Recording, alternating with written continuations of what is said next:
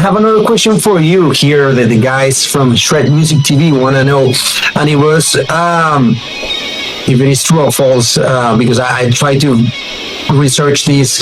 It was an album that he never, let's say you never released it with Razor X without Paul Gilbert, 12 songs. There's no album like that exists, but at near the end of Racer X, sort of the lead up to where it finally just disbanded,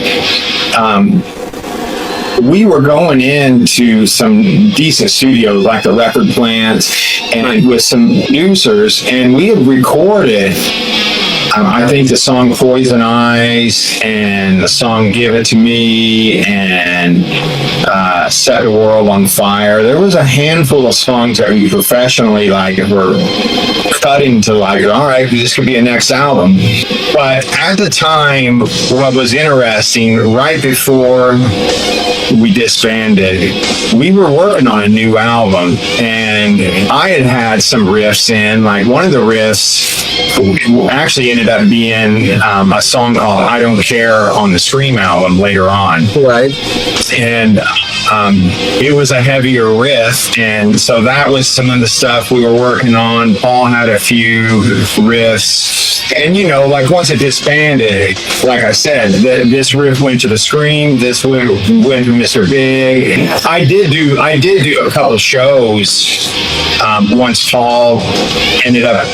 I saw a video on actually. I saw a video, like a decent video. I don't know who recorded it. I don't remember. I remember that was you with the new guitar player.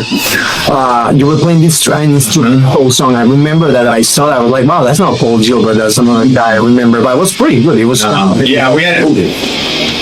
We tried a few people. Nothing really worked. I mean, really, Paul was Racer X, to be honest. I mean, that was his baby, and we had a couple shows we had to do just to fulfill contracts or whatever, and we went and did them. And obviously, we all, that's how we were making our money too.